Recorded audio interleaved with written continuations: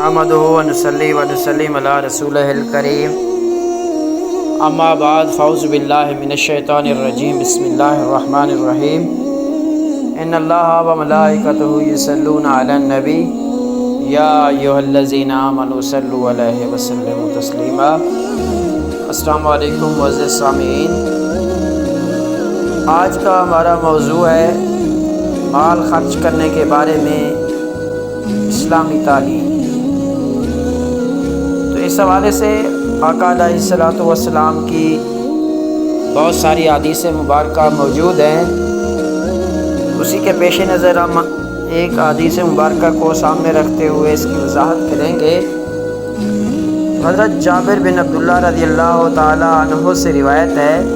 کہ سیدنا رسول اللہ صلی اللہ علیہ وآلہ وسلم نے فرمایا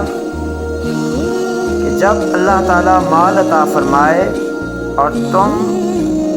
میں سے کوئی حاجت مند ہو تو پہلے اپنی ذات پر خرچ کرے،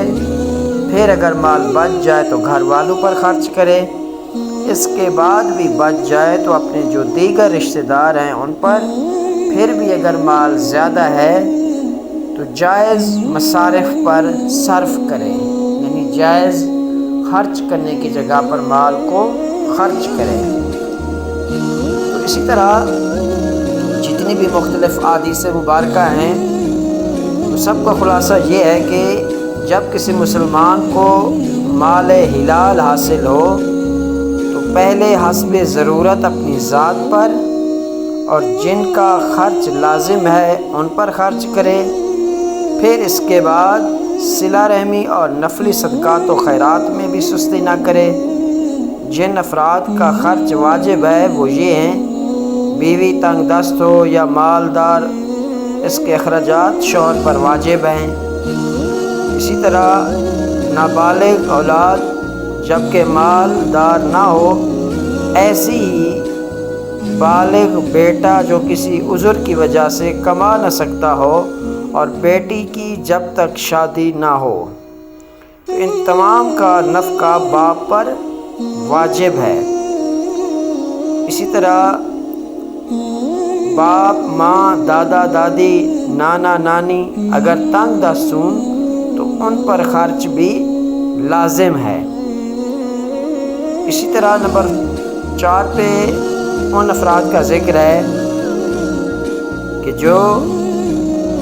محارم رشتہ دار ہوں تو ان کا نفقہ بھی واجب ہے۔ تو حدیث مبارکہ میں یہ بھی تعلیم دی گئی ہے کہ جب متعدد حقوق جمع ہو جائیں تو ہم حقوق کو مقدم کرنا چاہیے ہمیں، یعنی ان تمام افراد کے اوپر مال کو خرچ کرنا چاہیے۔ اگر اللہ تعالیٰ نے آپ کو مال و دولت سے نوازا ہے تو اللہ تعالیٰ سے دعا ہے کہ اللہ تعالیٰ ہمیں صاحب مال بھی بنائے اور ہمیں اپنے جائز ضروریات کو پورا کرنے کی توفیق بھی دے،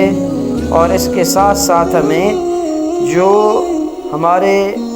ذمے واجب الحقوق ادا حقوق ہیں ان کو بھی ہمیں پورا کرنے کی